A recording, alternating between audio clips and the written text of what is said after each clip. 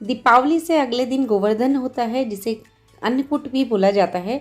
और हमारे गांव में कुछ इस प्रकार से गोवर्धन की पूजा की जाती है। गाय के गोबर से ज़मीन पर इस तरीके से गोवर्धन की प्रतिमा बनाई जाती है और फिर शाम के समय उनका पूजन किया जाता है। नमस्ते and welcome back to my channel. तो गोवर्धन और भैया दूज वाले दिन ज़्यादा व्लॉगिंग में नहीं कर पाई, कुछ क्लिप्स ही मेरे पास थी, उन्हीं को मैं आप लोगों को दिखा रही हूँ। और मायके के ये क्लिप्स हैं जो मैं भैया दूज मना रही हूँ अपने मायके में। इसके बाद त्योहारों के साथ साथ हमारी कुछ सोशल रिस्पॉन्सिबिलिटीज़ भी होती हैं। तो उसी के तहत मुझे एक शादी अटेंड करनी थी अपने एक स्टूडेंट की। तो भैया दूज से अगली शाम को हम लोग वहाँ पर गए और बहुत अच्छा, बहुत प्यारा प्रोग्राम था, बहुत कॉजी सा एनवायरनमेंट था। तो मुझे लगा क्यों ना वहाँ की कुछ क्लिप्स बनाकर लाई जाएं और आप लोगों के साथ शेयर की जाएं।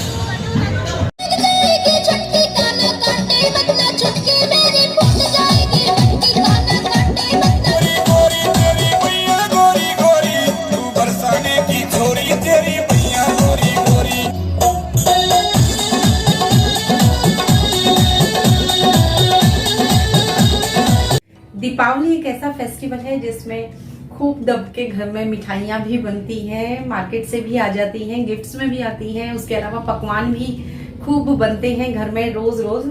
तो जरूरी है साथ के साथ हम उस डाइट को थोड़ा सा बैलेंस रखें।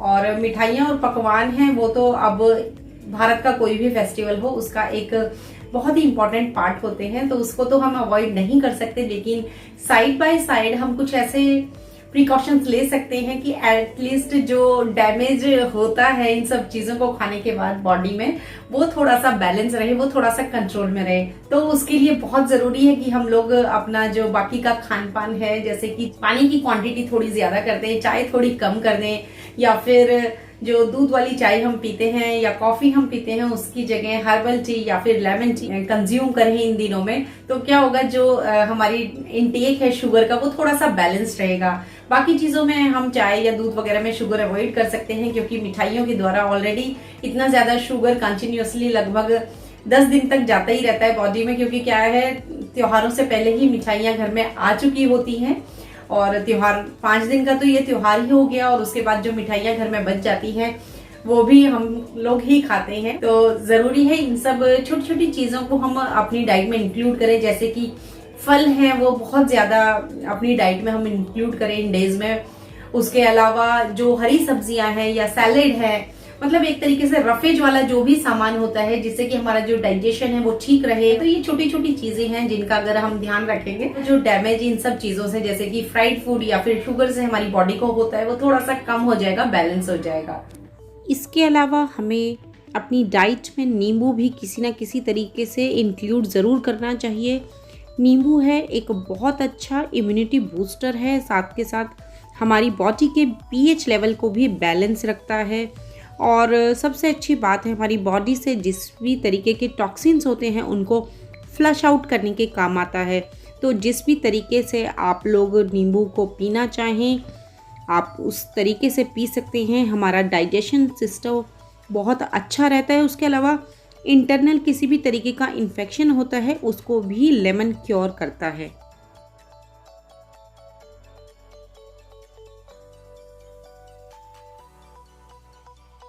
दीपावली में अगर सबसे ज्यादा मेस होता है तो वो होता है किचन में, क्योंकि लगातार फेस्टिवल्स होते हैं, लगातार कुकिंग हो रही होती है, लगातार नए नए व्यंजन बन रहे होते हैं, गेस्ट आ रहे हैं जा रही हैं, हम लोगों का भी बाहर आना जाना लगा ही रहता है, तो किचन को मैनेज करने का टाइम बिल्कुल भी नहीं मिलता है और बहुत ज्यादा परेशानी हो जाती है। स्पेशली जिस समय पर किचन छोटी हो, किचन में स्पेस कम हो, तो बहुत ज्यादा प्रॉब्लम हो जाती है। तो ये सब चीजें उस टाइम अगर हम सोचे सबके साथ निपटाते रहेंगे तो पॉसिबल नहीं हो पाता इस फेस्टिवल पे, स्पेशली दिवाली के ओकेजन पे, क्योंकि बैक टू बैक 5 दिन का ये त्योहार होता है। तो बहुत ज्यादा मेस जो मैंने बताया होता है तो वो किचन में ही होता है।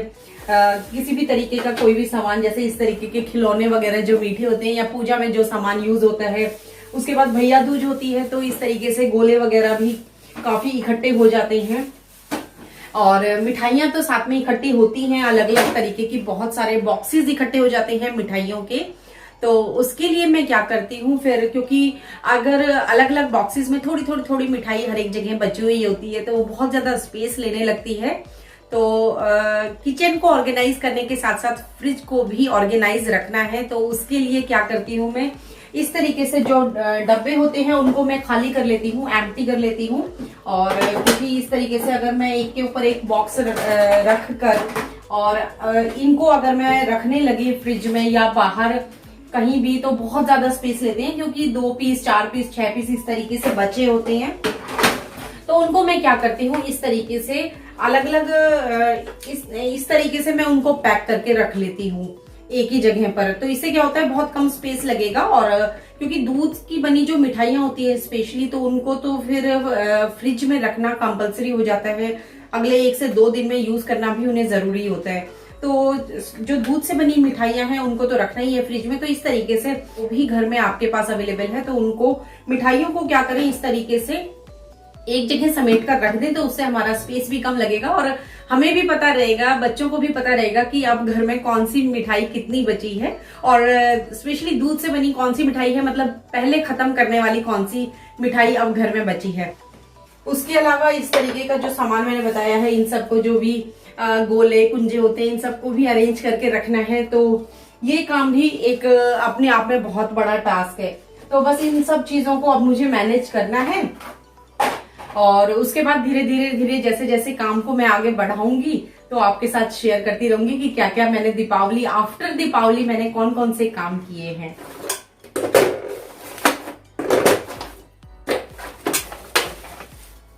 और पहले के टाइम पे तो इस तरीके से जो खिलौने मीठे, जो मतलब चीनी के खिलौने घर से आते थे मायके से या पूजन में जो यूज होते थे, बच्चे बड़े चाव से खाते थे। हम जब छोटे थे हम बहुत खुश होके खाते थे, लेकिन आजकल के बच्चे ऐसी चीजें नहीं खाते हैं। तो बस मैं तो इसको चाय वगैरह बनाने में, जैसे जुकाम होता है ना उस समय पर अगर इसकी चाय बनाकर पिए, इसकी या फिर इस तरीके से जो बताशे होते हैं उनकी चाय पिए तो बहुत आराम मिलता है। अगर हम शुरू में इस तरीके से बताशे या फिर इस तरीके की जो मीठे खिलौने होते हैं इनकी चाय बनाकर पी लें, या फिर दूध की सेवई, बिल्कुल पतली पतली सी दूध की सेवई बनाएं और उनमें ये अगर डालें तो बहुत स्वादिष्ट लगते हैं। और छोटी मोटी जब ठंड होती है तो उस समय बहुत कारगर एक ये नुस्खा है जो मेरी मदर इन लॉ ने मुझे बताया था।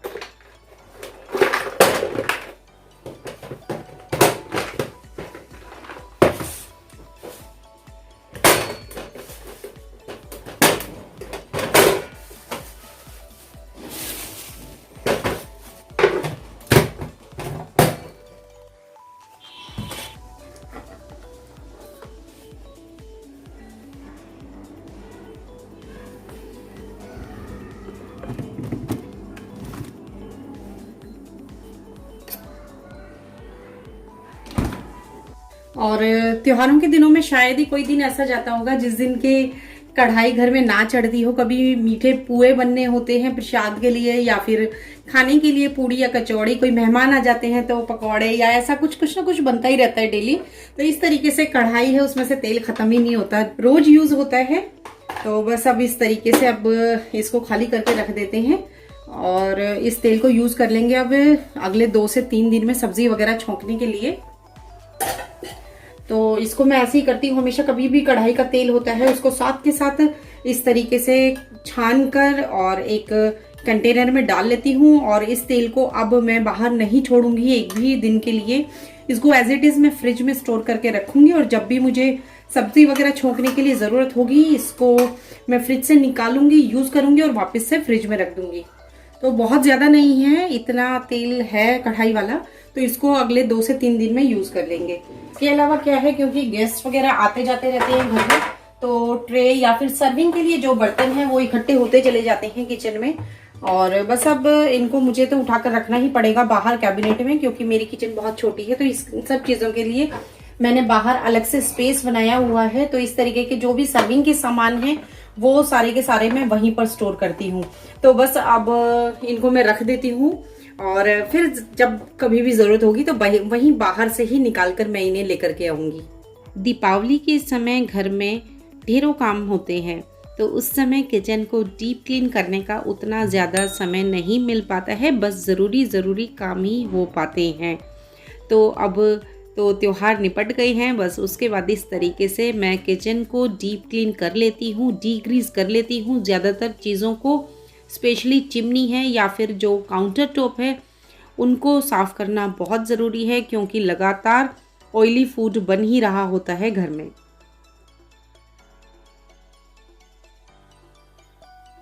आजकल इस तरीके का क्लीनर मैं किचन में यूज कर रही हूँ, पहले भी कर चुकी हूँ। सबसे अच्छी बात इसकी ये है कि ये हर्बल है, हर्बल स्ट्रेटेजी इसका नाम है और बहुत अच्छे से डिसइंफेक्ट करता है। और सबसे अच्छी बात मुझे जो इसकी लगती है, जब इसको स्प्रे करने के बाद मैं मतलब किचन को क्लीन करती हूँ, उसके बाद इसे स्प्रे करके एक बार अच्छे से कपड़ा में मार देती हूँ। उसके बाद किसी भी तरीके की मक्खी मच्छर वगैरह कुछ भी किचन में नहीं आता है। तो बस एक बार इस तरीके से कपड़ा मारने के बाद हर एक चीज पे इस तरीके से इसको मैं स्प्रे कर देती हूँ, पूरे हर एक जगह, हर एक सरफेस पे।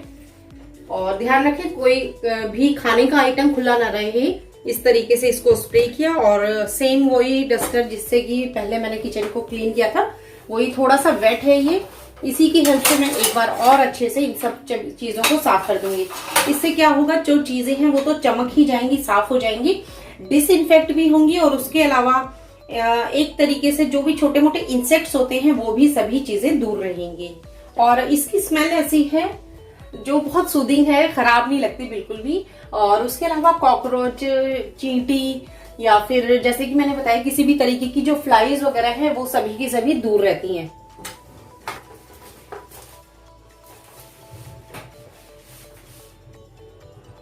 किचन मेरी बिल्कुल चमक गई है। तो मैं तो हमेशा कहती हूँ छोटी किचन जितनी जल्दी गंदी होती है उतनी ही जल्दी साफ भी हो जाती है।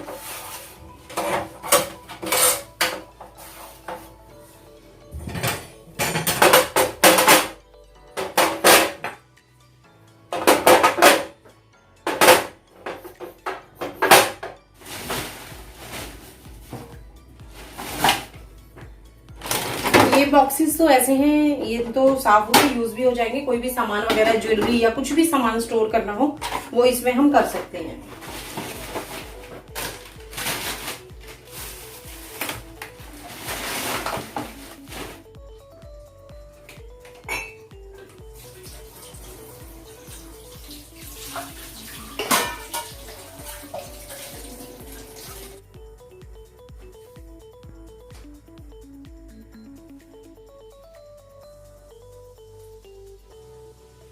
दिवाली तक क्या है, बहुत सारी चीजें घरों में चल रही होती हैं और कहीं शॉपिंग हो रही होती है, कहीं घरों में साफ सफाई चल रही होती है, डेकोरेशन चल रही होती है। तो जैसे ही दिवाली जाती है तो अगले दिन गोवर्धन होता है और उसके बाद भैया दूज, और उसके बाद एकदम से जो बॉडी है ना खुद ही रिलैक्स मांगने लग जाती है। पर क्या करें, अब जो इतने दिन में डेकोरेशन की है या जो भी चीजें घर में लगाई है, सजाई है, इनको पूरा साल तो ऐसे रख ही नहीं सकते, तो उनको हटाना भी जरूरी है। तो जिस समय दिवाली आनी होती है तो जोश जोश में ये भी लगा दो, ये भी टांग दो, ये भी सजा दो। और इतना मुश्किल इनको लगाने में नहीं आती है जितना इनको हटाने में बोरियत महसूस होती है। और थोड़ा बुरा सा भी लगता है जब इस तरीके के सामान को, जिससे कि घर हमारा इतना खूबसूरत लगने लगा था पिछले कुछ दिनों में, और जब उनको हटाने का टाइम आता है तो कुछ एक अलग सी फीलिंग मन में आती है। तो बस अब धीरे धीरे हटाना तो है ही इन सभी चीजों को। तो दिवाली के बाद यही है कि ये सब चीजें हटाने में भी एक अच्छा खासा समय निकल जाता है।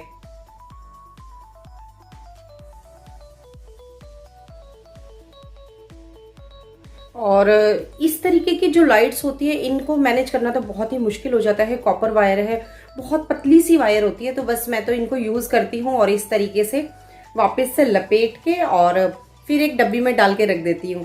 तो अगला कोई भी फेस्टिवल होगा, जैसे अभी क्रिसमस है, न्यू ईयर है, या फिर कोई और फंक्शन है, बर्थडे है बच्चों के, या फिर घर में वैसे ही डेकोरेशन करनी है किसी तरीके की, तो उस समय पर बहुत काम आती है। तो बस इस तरीके से ये बहुत कम स्पेस लेती हैं और देखने में बहुत सुंदर लगती है। थोड़ी सी फ्रेजाइल हैं क्योंकि बहुत ही जो ये वायर है कॉपर का बहुत थिन है। तो बस अब इस तरीके से इनको मैं पैक करके रख देती हूँ। उसके बाद ये इस तरीके के फ्लावर्स हैं, इनको वैसे तो ये मैंने DIY के लिए मंगवाए थे और बस अब इनको भी मुझे लगा क्यों ना दिवाली पे सजा दिया जाए। और इस तरीके की एक ट्रे थी, ड्राई फ्रूट्स मेरे मायके से आए थे, तो इसी में मैंने इसको ऐसे डेकोरेट करके रख दिया था। तो इनको रख देते हैं, कभी कोई DIY में यूज हो सकते हैं, अदरवाइज डेकोरेशन के तो ये कभी भी कहीं भी काम आ सकते हैं। तो बस अब इनको भी पैक करके रखना है। इसके अलावा क्या होता है, क्योंकि बैक टू बैक कई फेस्टिवल्स आते हैं, तो बस कपड़े इस तरीके से इकट्ठे होते ही हैं, क्योंकि रोज आपको नई कोई ना कोई इस तरीके की ड्रेस डालनी होती है। और ये सारे कपड़े धुल के आए हुए हैं जो किसी न किसी ओकेजन पे पहने गए हैं, तो अब इनको भी समेट के रखना है। और बस अब धीरे से छांट छांट के सबके अलग अलग करके कपड़ों को और बस सबकी कबर्ड्स में लगाना है। तो कुछ ऐसे कपड़े हैं, साड़ियां वगैरह, जो कि एक अलग कबर्ड में जाएंगे, क्योंकि हैवी कपड़े जो हैं या इस तरीके के जो कि रोजमर्रा में काम नहीं आते हैं, उनके लिए मैंने एक अलग कबर्ड रखी हुई है। उसके अलावा जो डेली यूज के कपड़े होते हैं उनके लिए तो जो नॉर्मल कबर्ड होती है वो तो है ही। इसके बाद क्या होता है, दिवाली पे और भैया दूज पे कुछ गिफ्ट्स मिलते हैं, जैसे कि कपड़े वगैरह, तो कुछ मिलते हैं, कुछ हमने खुद से खरीदे हैं, तो इनको भी ऑर्गेनाइज करके रखना है। बच्चों के हैं और मेरे हैं, सभी के होते हैं, तो इनको भी ऑर्गेनाइज करना है, कबर्ड्स में लगाना है सबकी। और मुझे तो एक्चुअली विजिट करना पड़ेगा टेलर के पास, वहां पे सिलने देने जाऊंगी इन सभी सूटों को। तो जैसे ही 1 से 2 दिन में टाइम मिलेगा तो इन्हें देने जाऊंगी। और बच्चों के तो अब शॉपिंग सारी जो भी हुई है वो मैंने कोशिश की है इस तरीके की करूं कि सर्दियों में इनके काम आ जाए। घर पे भी मैंने बोला हुआ है अपनी मम्मी को कि जो भी कपड़े भेजो दिवाली पे इस तरीके के भेजा करो बच्चों के, जो सर्दियों में काम आ जाए। क्योंकि दिवाली पे अगर इस तरीके के गर्मियों वाले या कॉटन के भेजेंगे तो वो फिर क्या है, कई महीने के लिए रखे ही जाएंगे कबर्ड में। तो ये है एटलीस्ट इनको ये बच्चे यूज तो कर लेंगे साथ के साथ। तो बस इस तरीके से बच्चों के कपड़े हैं, इनको ऑर्गेनाइज करके रखना है। अपने जो भी मेरे सूट वगैरह मिले हैं इनको टेलर के पास लेकर के जाना है, और उसके अलावा जो कपड़े धुल के आए हुए हैं इनको फोल्ड करके रखना है कबर्ड्स में। तो एक इस तरीके का काम है, वो शायद हर घर में निकलता होगा आफ्टर फेस्टिवल्स। इसके अलावा दीपावली पे डेकोरेशन का ढेर सारा सामान इकट्ठा हो जाता है, तो उसको मैनेज करना और वापस से रखना भी एक बहुत बड़ा टास्क होता है अपने आप में। लेकिन क्या है, अगर अभी हम थोड़ी सी मेहनत कर लेंगे और अच्छे से ऑर्गेनाइज करके और ठीक से रखेंगे उन चीजों को, एक तो क्या है, वो चीजें जो भी हमने डेकोरेशन में यूज की हैं वो डैमेज नहीं होगी, और दूसरा हमें अगले किसी भी फेस्टिवल के लिए वो सभी चीजें हैंडी मिल जाएंगी। तो इस तरीके से एक ये मैंने कार्टन बनाया हुआ है, इसमें डेकोरेशन का मैं सारा सामान रखती हूँ स्पेशली दीपावली से रिलेटेड। और इस तरीके से जितने भी आर्टिफिशियल फ्लावर्स वगैरह मैं यूज करती हूँ दीपावली की डेकोरेशन में, वो सभी के सभी यहीं एक जगह रखती हूँ। तो इनको यूज करने के बाद मैंने इनको एक बार पानी में से निकाल दिया था सुबह, और उसके बाद ये सूख गए हैं अच्छे से। अब इनको यहाँ पर पैक करके रख दिया। अब अगली बार के लिए मैं बिल्कुल सॉर्टेड हूँ, बस दीपावली के ओकेजन पे इनको निकालना है और ये बिल्कुल रेडी टू यूज है, इनको हैंग करना है। तो इस तरीके से मैंने इसमें अलग अलग पॉलीथीन्स के अंदर सारे सामान को ऑर्गेनाइज करके रखा हुआ है। जैसे इसमें मैंने ये आर्टिफिशियल फ्लावर्स एंड ये हैंगिंग वाइन्स वगैरह रखी हैं, और एक इसके अंदर रखा है मैंने इलेक्ट्रिसिटी से रिलेटेड सारा सामान, जैसे जो भी सामान हम या ये जो बिजली की यानी ये जो लाइट की लड़ी वगैरह जो भी हम हैंग करते हैं दीपावली पे डेकोरेशन के लिए, तो इस तरीके की सभी चीजें यहाँ पर मैंने रखी हुई हैं। तो उनको एक ही जगह इस तरीके से रख दिया है इसके अंदर। इस बार कुछ चीजें अपनी DIY बनाई थी, जैसे कि ये इस तरीके का कुछ सामान मैंने DIY बनाया था, तो ये सभी चीजें भी मैंने एक अलग से इस तरीके का थैले में ले लिया है और उसमें सजा कर रख दिया है। और उसके अलावा कुछ चीजें मैं मार्केट से खरीद के भी लाई थी, शेयर भी किया था हॉल आप लोगों के साथ, तो इनको भी मैंने इस तरीके से एक ही जगह रख दिया है। तो क्या होगा, इस तरीके से अगर हम इनको पैक करके अच्छे से रखेंगे, एक तो ये चीजें डैमेज नहीं होंगी, दूसरा एक ही जगह रहेंगी, तीसरा ये डस्ट से भी बची रहेंगी। तो बस इनको बहुत अच्छे से इस तरीके से पैक कर दिया है और कार्टन के अंदर रख दिया है। और उसके अलावा मेरे पास बहुत सारा सामान है डेकोरेशन का। कुछ चीजें तो ऐसी थी जो इस बार यूज भी नहीं हो पाई। क्या होता है, ओवर द ईयर्स हम लोग शॉपिंग करते रहते हैं और चीजें इकट्ठी होती चली जाती हैं। तो और कुछ चीजें ऐसी थी जो हम लोग अपने ऑफिस के लिए यूज करते थे जिस समय ऑफिस ओपन था, लेकिन अब तो वर्क फ्रॉम होम है, तो वो चीजें भी बच गई हैं इस बार जो कि यूज नहीं हो पाई, तो वो एज इट इज रखी ही रही इस बार। तो इस तरीके का सामान है, वो भी एक ही जगह है। लेकिन क्या होता है, जैसे घर में कोई फंक्शन है और उस समय पर अगर डेकोरेशन करनी है तो सारा सामान जब एक जगह है, जरूरी नहीं है कि दिवाली हो, कोई और ओकेजन भी हो, तो उस समय सारा सामान इस तरीके से एक ही जगह मिल जाता है। उसके अलावा दीपावली का जो भी सामान था रंगोली से रिलेटेड, वो मैंने इस तरीके से रख दिया है पैक करके। तो इसमें तो जो ट्यूब्स थी वो हैं, ये कुछ स्टेंसिल्स हैं, और उसके अलावा कुछ कलर्स थे जो लूज पुराने वो बच गए हैं, उनको इस तरीके से छोटी छोटी पोटलियां बनाकर मैंने रख लिया है। तो क्या होगा, नेक्स्ट टाइम दीपावली का सारा सामान एक ही जगह मुझे मिलेगा, रंगोली जब भी मुझे बनानी होगी, और इस तरीके के स्टेंसिल्स भी मेरे पास हैं। तो ये सभी चीजें एक ही जगह मैंने पैक करके रख दी हैं। कुछ और डेकोरेशन का सामान होता है घरों में जो कि इस तरीके की, जो कि अनयूज्ड रह जाता है। हम लोग शॉपिंग तो कर लेते हैं लेकिन बाद में या तो वो चीजें ज्यादा होती हैं या उनकी जरूरत ही नहीं पड़ती। तो इस तरीके के कुछ पैकेट्स बच गए थे। तो ये ऐसी चीजें किसी भी ओकेजन पे, बर्थडे वगैरह है बच्चों का, तब भी काम आ जाते हैं। तो ये एक पैकेट मेरे पास बच गया था और कुछ ये वाले बच गए थे, 2-3 पैकेट इस तरीके के।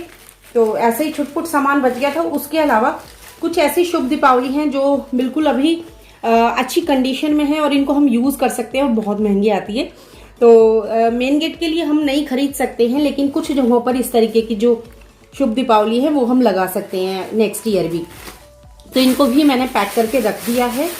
दीपावली में लगाए हुए दिए होते हैं तो कुछ यूज्ड होते हैं, कुछ अनयूज्ड होते हैं। जैसे आप लोगों ने देखा होगा कि इस दिए को मैंने सजाया था, इसमें मैंने तेल या मतलब इसे जलाया नहीं था इस दिए को, लेकिन इसमें फ्लावर्स वगैरह डाल के और फिर टी लाइट डालकर इसको डेकोरेट किया था। तो इस तरीके के जो दिए हैं वो बच गए हैं, वो यूज नहीं हुए हैं। और उसके अलावा कुछ ऐसे हैं यूज तो हो गए हैं लेकिन वो बहुत अच्छी कंडीशन में है, नेक्स्ट ईयर भी हम इनको पेंट करके यूज कर सकते हैं। जरूरी नहीं है कि हम इनको पूजन में ही यूज करेंगे। पूजन के लिए हम ऑब्वियस सी बात है, हम सभी नए दिए ही खरीदते हैं, लेकिन डेकोरेशन में तो हम इनको कभी भी यूज कर सकते हैं। तो बस इस तरीके के जितने भी सामान थे वो भी मैंने बचा कर रख लिए हैं, और नेक्स्ट ईयर इनको पेंट करके मैं यूज कर पाऊंगी फिर से। तो बस कितनी आसानी से तो नहीं कहूंगी, टाइम तो लगा, लेकिन आने वाले टाइम के लिए आसानी हो गई है। मतलब अगले साल के लिए मैंने अपने काम को आसान कर लिया है। तो इस तरीके से सारा सामान जो भी घर के डेकोरेशन से रिलेटेड है, स्पेशली फेस्टिवल्स के डेकोरेशन से रिलेटेड है, उन सभी चीजों को एक जगह मैंने मैनेज करके रख लिया है, ऑर्गेनाइज करके रख लिया है। तो अगले साल जब भी कोई किसी तरीके का फेस्टिवल होगा तो यहीं पर मेरे आर्टिफिशियल फ्लावर्स हैं, उसके अलावा जो बाकी डेकोरेशन का सामान है या फिर बंधनवार वगैरह जितनी भी हैं, और हैंगिंग डेकोरेशंस जो भी हैं, दिया जितने भी हैं, और रंगोली के कलर्स हैं, तो इनको मैं कभी भी साल में कभी भी किसी भी टाइम निकाल के इस कार्टन से यूज कर सकती हूँ। स्पेशली जन्माष्टमी जब होती है या फिर गणपति, जिस समय पर गणपति उत्सव होता है, उस समय क्या है, जो जन्माष्टमी से रिलेटेड मेरा डेकोरेशन का सामान है और गणपति से रिलेटेड मेरा डेकोरेशन का सामान है, वो मैंने एक अलग से एक छोटा सा कार्टन है उसमें रखा हुआ है। क्योंकि यहाँ पर अगर मैं सारी चीजें एक ही जगह रखूंगी तो बहुत हौच-पौच हो जाएगा, और इन चीजों के खराब होने का डर भी है, क्योंकि वेट की वजह से फिर ये जो कुछ ऐसे सामान है जो खराब हो जाएंगे, वो सब चीजें वहां पर है, उनको मैं निकाल लूंगी। और उसके अलावा जो आर्टिफिशियल फ्लावर्स वगैरह है या फिर रंगोली के कलर मुझे चाहिए या किसी भी तरीके का डेकोरेशन का सामान चाहिए, जैसे कि दिया वगैरह, तो बहुत ही मेरे लिए उस समय पर सभी चीजें बहुत हैंडी रहे। अभी थोड़ा सा मुश्किल लगता है करना, लेकिन बाद के लिए हमारा जो काम है वो बहुत आसान हो जाता है। बस अब इस तरीके से इस बॉक्स को एज इट इज उठाकर मैं स्टोर रूम में रख दूंगी, और जब भी जरूरत होगी तो बहुत आसान हो जाएगा मेरे लिए इसमें से किसी भी तरीके का कोई भी सामान निकालना। तो ये है मेरे कुछ रूटीन्स दिवाली के बाद के। और जिन्हें फॉलो करना कई बार ज़रूरत भी है, मजबूरी भी है और कई बार चॉइस भी होती है।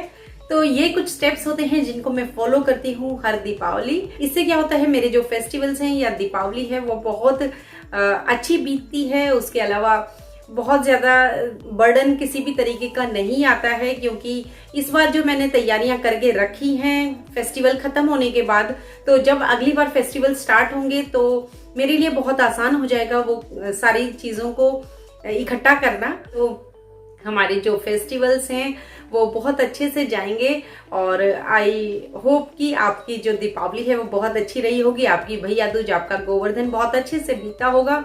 और इस तरीके से ये जो 5 दिन का फेस्टिवल है ये खत्म हुआ है। तो इस तरीके की तैयारियां हैं, ये तो हमारे जीवन का एक हिस्सा बन चुकी हैं। इनके लिए हमें अलग से कोई तामझाम करने की जरूरत नहीं होती है। एक तरीके से कह सकते हैं हमारा रूटीन बन चुका है इन सब तरीके से त्योहारों की तैयारियां करने का। तो बस अब ये था मेरा आफ्टर फेस्टिवल रूटीन।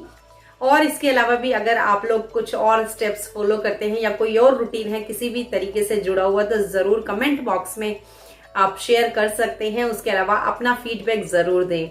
तो फिर मिलते हैं एक और नए वीडियो के साथ, तब तक के लिए goodbye and take care.